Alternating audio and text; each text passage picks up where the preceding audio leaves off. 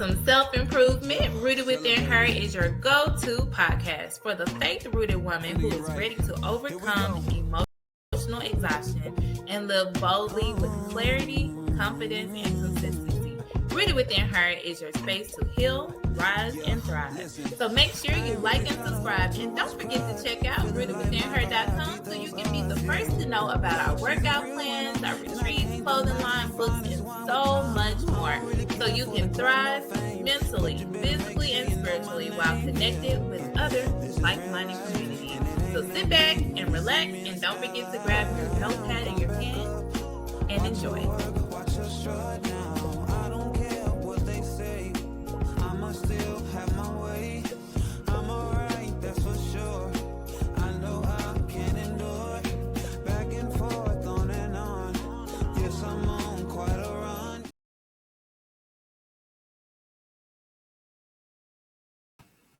Welcome to Rooted Within Her. We are so excited to have you guys joining us today as we have a very special guest. And our special guest today is Dr. Marcus. Hi, Dr. Marcus. How are you? I'm fine. You can call me David if you like, Okay, David. I love it. I love it. Well, we're so Mhm. excited to have you on our show today, Rooted Within Her. Thank Tell you. us about yourself, David. Who are you? What do you do? Well, I'm a clinical psychologist by trade. Okay, I've been in practice for 40 years, Wow. specializing in families under stress.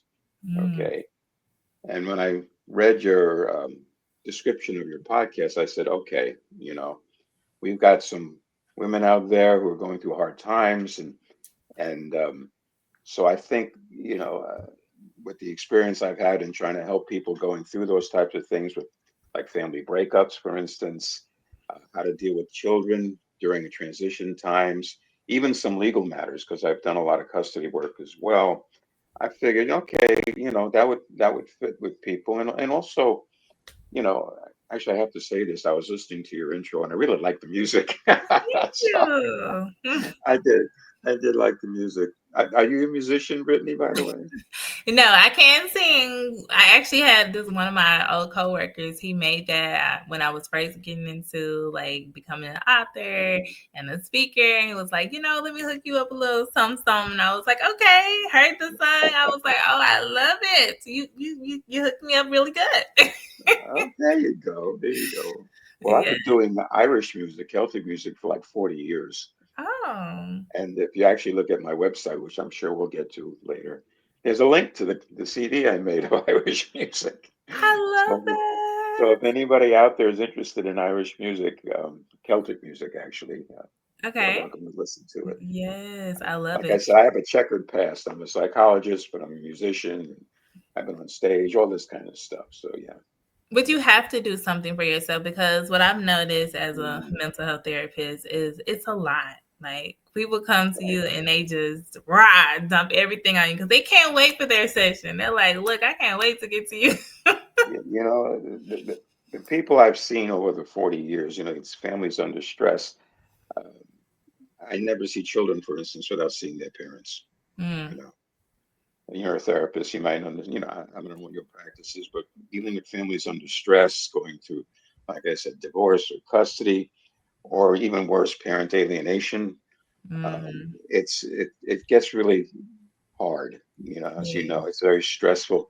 And so playing music on different instruments, guitar, mandolin, banjo, you name it. I mean, that's my therapy. yeah, That's how I focus and stay centered, as long as also being married and son. These are all things that are important, mm, which I actually get into because a term that I've tried to use and I've been using, it's called a soothing presence, and we'll okay, get into being a soothing presence because that's really key to dealing with the stress and mm. creating resilience. And so we'll get into that, I'm sure. So I'll let you, ask your questions, and I'll try my best to answer what you have to ask me, and hopefully it'll be helpful to your audience. Yes, it will. Okay, so first let's start with clinical psychology. Tell us, how did you get into this field? Like as a child growing up, were you like, this is what I'm going to do. I want to be a clinical psychologist? Or tell us what led you into that. Was it your life's Well, journey, trials and tribulations? I kind of did it in a backwards way, to tell you the truth. I was interested in the sciences, okay, Okay. and I did actually before I went to go back to graduate school to get my doctorate in clinical psychology.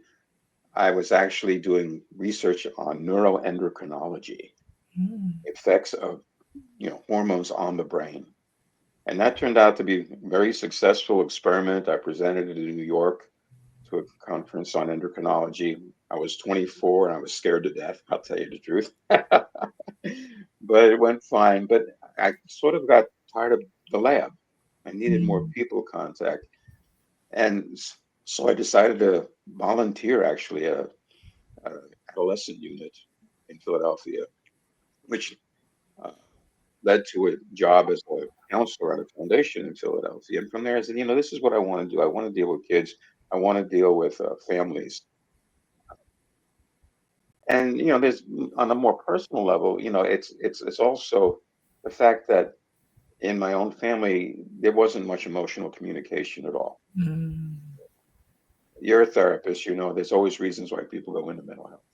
So right, Yes, yes. so that became a specialty of mine, and I've come up, I'll promote the website, I'll promote a book that I'm, wants to get published, but we'll get into that.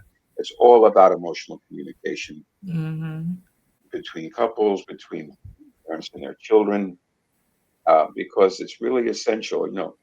When I saw the word resilience on your uh, on your site, I said, yeah, okay, Yes. to talk about because resilient, especially when you're a hard driving, woman professional, for instance, can be very, very difficult, especially in trying to develop that in your kids. Mm-hmm. All right. So, I've said, okay, I think this might be of interest to your audience, the Yes, things because that when you're going I, through things, it's hard to know, like, how do I navigate? How do I keep pushing on? And it's really about having the right people in your ear, right? The right people in your circle. Because, like I tell people all the time, if you go through a breakup and you call that one friend that's like, hey, let's go bust some windows and slip tires, you're going to be in jail. yeah, yeah, you're way ahead of me here, Brittany, because that's what we're talking about in regards to a soothing presence. And let me Yes. explain that term while Yes, I'm go on it. ahead. Okay, thank you. I love the Uh, name, Soothing Presence. Soothing Peace. presence. Yes. And let me tell you, because you're right. When we're stressed, we turn to certain people, maybe Mm-hmm. friends, family, but there's certain people, and well, there's some people who wear their heart on their sleeves, but I'm talking about just, most of us. And invariably, these people are okay when we're not okay, Right. right? Mm. And I use this example with my patients. They'll say, if you go to somebody with something heavy on your heart, you begin to explain it to them, and they break it and say, "Oh, I know what you should do, and I went through it too, and this is what I did." If it was a good friend, you might say, "Please just hear me out." Right. If it if it's not a good friend, you'd say, "Thank you," and go find a good friend. And right. And Yes. when I present this, to my patients, they always chuckle just like you did. Say, "Yeah, of course." But I use the term presence rather than person, and Mm. there's a reason for that. Because in order to be a soothing presence, your environment has to support you in being able to do that. That's right. So and you made mention of that just a moment ago. Like I said, you were Mhm. ahead of me here. It's like, okay, lifestyle. I have to talk to you. I've seen a lot of, professional people, and they they mean well, but life has caught up with them, and Yes. and they're so busy and they're so stressed, and they're in what I call reactive mode, which is pretty Mhm. obvious. They're reacting to, they're putting out the next fire, and they're not in response mode, and they're not being responsive to either themselves or their spouse or their partner or especially their children, which is what I kind of really focus on when I see. And that's something that I saw a lot of, like being an educator and being a school counselor before getting into the therapy world. It's like you meet with parents and like on the outside looking in, you're like, okay, I see what the problem is. But it's hard because when you're working with students, I can't just, a lot of times they think, fix the child. And it's like, no, it's a whole family dynamic here. We all have to work together because there are things that we need to change at home and it all will trickle down, but we all have to work together. And a lot of times people don't realize that. Well, yeah, parents come in and say, "Fix my child." No, no, wait a minute, time out here. I mean, I'm not going to fix your child. That child is part of the family system. You know, as I mentioned just a moment ago, I never see children without seeing their parents because I don't view myself as the agent of change. Yes. You see, you are. I'm temporary. You'll see me, for some sessions, maybe more. Seeing your child once a week, once every other week is certainly not going to make the difference in their life. Thank you. Not at all. Yeah. And so, you're the agent of change with my guidance. You become a more of an emotional resource for your children and for each other. That's right. Because if you can't soothe one another, you'll stay in that reactive mode because you'll just be filled up. That's a term I have to explain to you, but not right this moment. And you won't be available to your kids. All right. Right. And it's about knowing how to connect with each other because what Mhm. we find is a lot of times people, they're like growing up, as we talked about earlier, they didn't sit down and have dinner. They didn't talk to one another. And Exactly. so now we have technology that's taking a lot of our attention. Like you see families when you go out to dinner, everybody's on their phone. And I'm like, let's talk to each Yeah, the other. electronic babysitter. I mean, oh, I have nephews and nieces, and their kids are like this in front of the screen. And I go, oh, no, they're not getting any socialization. You Right. got to learn that when you play with somebody and you hit them, they hit you back. I mean, you got Right. to learn to deal with people. You can't just sit there and kill people on a screen and think it's real life. In fact, That's I have a right. soapbox about that because I think school shootings and things like that, the Yes. violence in schools, really has a lot to do. This is not a new thought with the games. That's right. You know, Mhm. to elaborate just a touch on that, what is play to children? Mhm. Well, play, and this is from a man named Donald Winnicott, who was a, believe it or not, a British child psychoanalyst. Okay. I mean, you're not going to lay a child on a couch for, like 4 hours, but okay. But No. this was back in the 50s and 60s, and he was a brilliant man. And if you ever get a chance to read any of his work, you might want to look. And this is from a book called Playing in Reality. And he Mm. talks about the play space and what children, the purpose of play is this is the way a child approaches reality through the buffer of fantasy. They play at adults. They play at being a mommy or daddy, a fireman, whatever they're playing Mhm. at. This is what they're playing. But obviously, they can't handle the rigors of adult, life. But through fantasy, that buffers it. But you need a dose of reality against that because if you don't, the child is in fantasy. Yeah. And this is the connection I've made, and I'll share it with people because it's a warning almost. Um, there was an article in Newsweek years ago on school shootings. Mm. Maybe we're off topic, but just bring me back It all into the relates picture. together. Yes. Okay. Resiliency, overcoming. Yeah, How to well, we'll prevent get it. to that too. We'll Right. get to that too, of course. And one of the school shootings, I can't remember where it was, but it was a 9-year-old and a 10-year-old. Mm. And what happened is the 10-year-old got his father's rifle, sat on top of a hill looking down at the school. He had the 9-year-old run down there and pull the fire alarm. So Mm. everybody filed out of the school, and the other child started shooting, Mm. killed students and teachers and everything. And of course, they caught them, and they took them to jail. And they're just laughing, and this is hey, this was really cool and stuff like that. And the people looking at them like, what is this? They're in jail. It's now the evening, and they're still just laughing it up. And finally, the jailer comes around with dinner, and it's chicken. I remember that. And they turn to him and says, We don't want chicken. We want pizza. And the jailer, of course, says, "Hey, kid, you're in jail. You're going to eat chicken and like it." They Right. started. They started to cry. Mm, Finally, became real to them that this was hmm. not a It's not game. a game. Life As is not a game. as a therapist, I read that one. Holy mackerel! Wow. Yes. You know, when I was a kid, and I'm older than you. The worst thing you had was a fight in the schoolyard. You know what I Right. mean?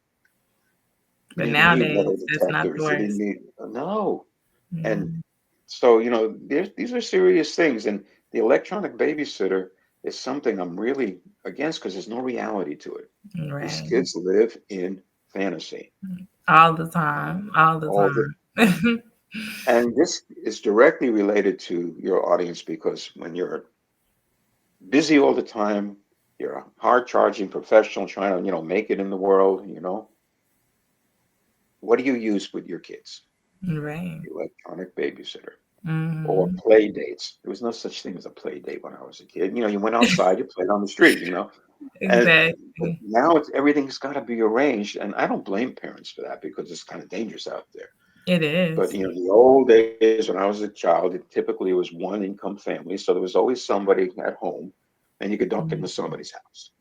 yeah. Now every I think it's 90-something% of families are two income families just to keep up, and Yes, so everybody's trying to. And so we talk about the enemy of being so busy.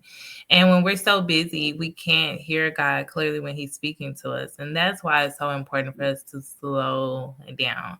And I know meeting with a lot of my clients, they're so big on, like, I got to keep moving, moving, moving. And like I tell people when I do my speeches and all of those things, traveling the world, I tell them I am a recovering workaholic because I used to work all the time thinking that every minute, every second needed to be mhm, occupied. But then we have to realize, okay, what is that? Why are we doing that? What is it that you're running from? Or what is it that you're refusing to face? And a lot of times it takes you all the way back to your childhood to make you realize, like, okay, this is where this is coming from. This needs to be perfect or whatever that is. And right. nobody's perfect. Nobody. Or, I have to provide this wonderful lifestyle. So Right. I got to earn a ton of money. Mm, And I've seen so many families where you know, the, the, the partner and the kids are saying, "Where are you? right. You're not Literally. there. And, you're not being supportive." I love that word because it can mean 17 different things. You know, what do you mean I'm not being supportive? Look at this wonderful house we have, and we have 3 cars, and da da da. It's not about No, that. it's not about that. Right.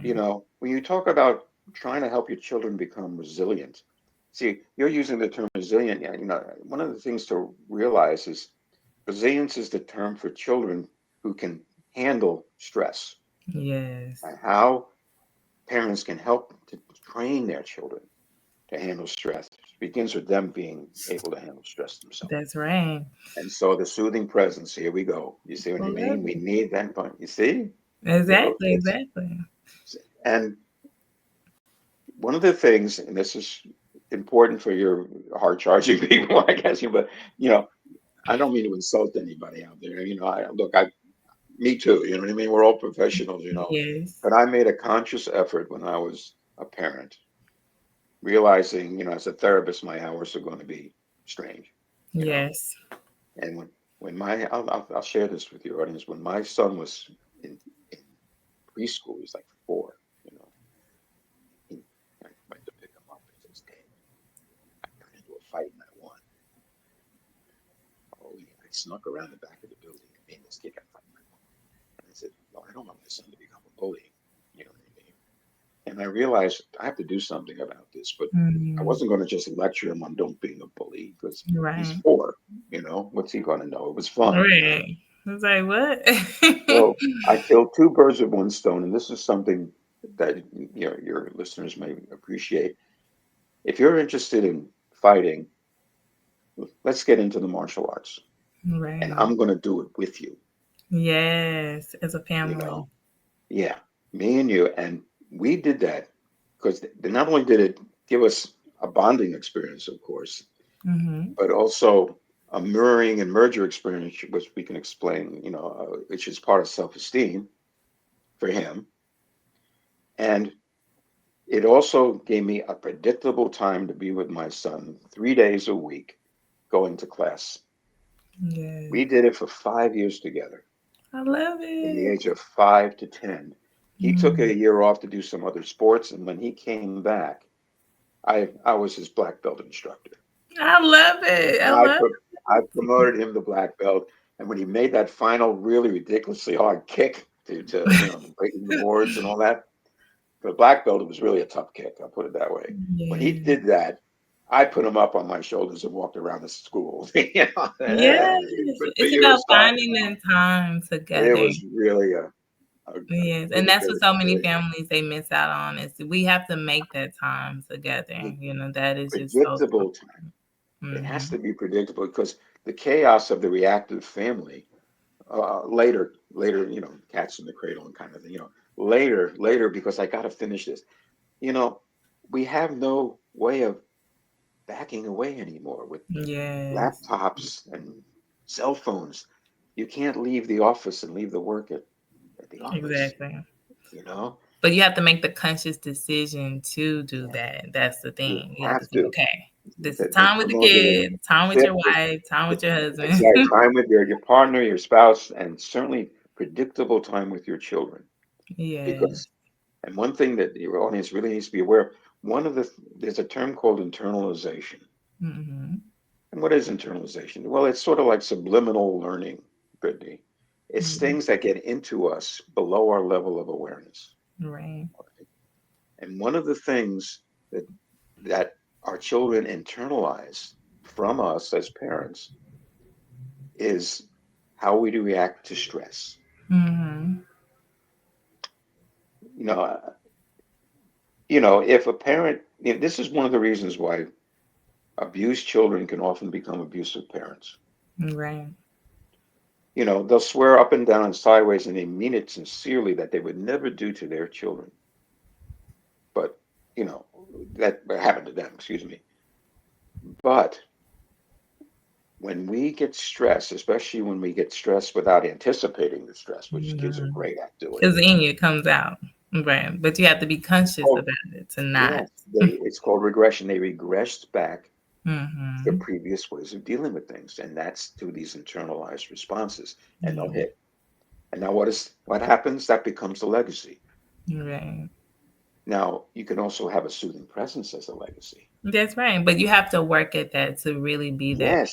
Yes. And So you've got to create your lifestyle and your work and your predictable time with your spouse and with your children to the help all whole of that. everything. That's why it's a soothing presence, not just a soothing person. And I talk to Yes. families all the time about lifestyle.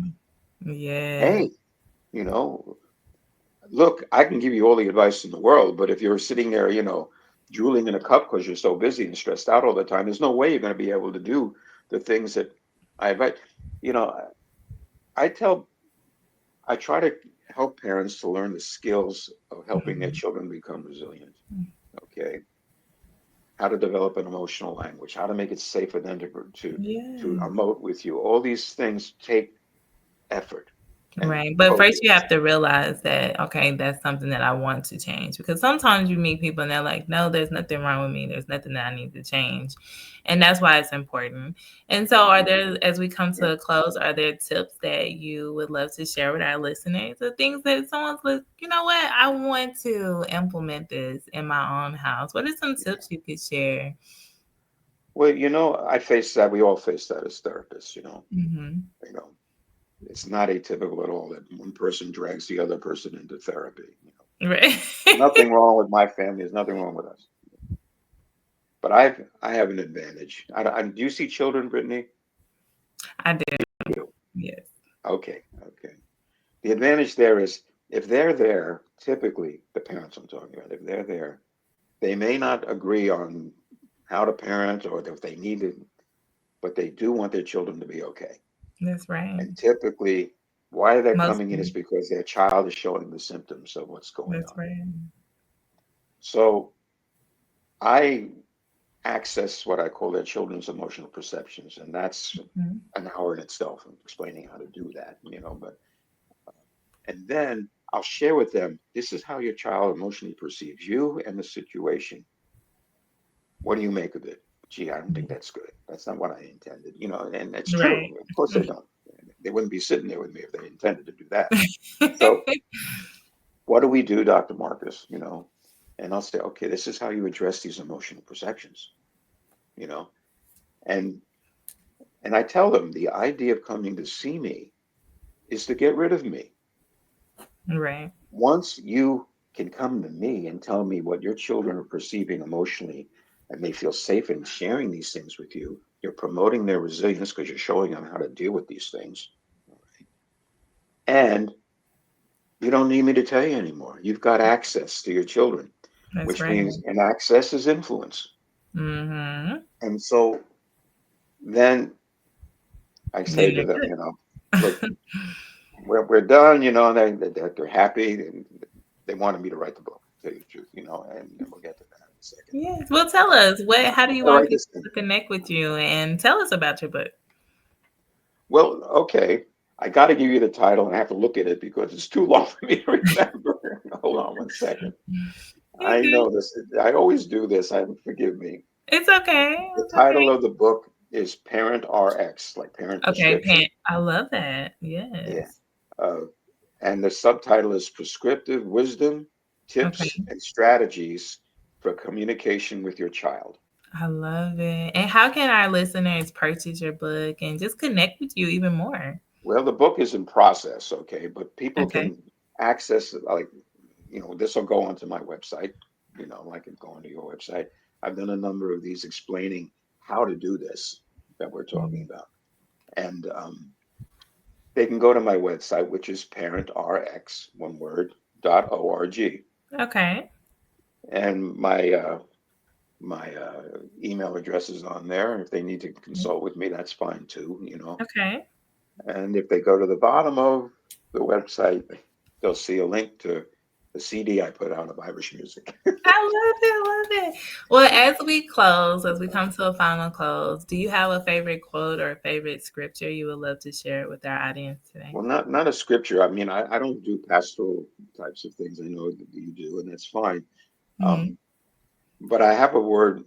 Um, It could be words of encouragement too. Mm-hmm. well, okay, there's a lot to explain, and we're not going to get to it, of course. But the idea, I'll share with you what, um, which is insightful, but I got from a supervisor once in doing this therapeutic work, which also how to do it. I can't get into because we don't have the time, but this is what you're dealing with if you're trying to be a therapeutic parent or a therapist, to tell you the truth. I had a really good supervisor back when I was at the University of Louisville going for my doctorate, who said, "Oh, he asked me, David, I was a third year student, David, what is therapy?" Well, thanks a lot. I mean, like, typical. What am I supposed to say? Oh, well, it's to help people that you go into it, and he's just sitting there shaking his head, and I know, yeah, I'm just giving him the bottom line. David, no, therapy. Therapy begins where the words run out. When people come to see you, Mm. when they give you their story, and it's a soothing presence, how to do this, you'd have to learn. But okay, maybe some other time. But in any case, they always come to you and they tell you what's going on, and they always hit the place where they say, "I do this and I don't know why," or "I know I should be doing that and I don't do it," or "I feel Mhm. this way and I don't understand it," or they'll say, "Is that normal, Dr. Marcus?" That's where the words run out.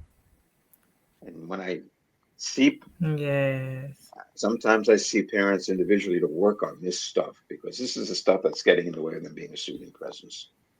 Okay, it's very inwardly oriented work. Words like support, Yeah. boredom, anxiety. Yes. Tell me your All experience. of that. Or if they can't find the words, Yeah. give me the feeling that you have, or give me where you sense it in your body, and then they find the words, and from there we can figure out what's really going on Exactly. with them and And then develop that's where it all develop a begins. language together, this emotional language where their words have the same meaning to me as mine do to them, and that's the therapeutic connection. I love That it. I love it. you like that? how to do Well, it. thank you for sharing that. Well, Yes, okay. yes. Again, Well, we'll our whole definitely have topic you on come how to back do on this. again for a future episode. Yeah, how to do it is really what your Well, yes. audience is going Well, to want thank to you so know. much. Well, we're Mhm. excited to have you. Well, thanks for having me, Brittany. Yes. If you And want then to we can continue definitely talk this, about that more. And then yeah, you you're just invite welcome. me.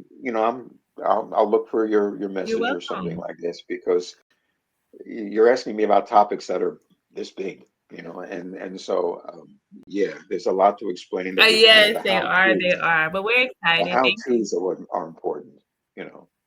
So you let me know. All right.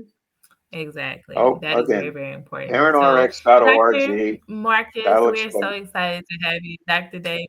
Okay, okay, thank you. I won't take up any of your time. Listen to Okay. the CD if Well, you have a make sure you chance. Okay. guys to go to parentrx.org to check out. Okay. Yes, and Okay. make sure y'all listen to the CD again. Thank you so much, Dr. David, for being with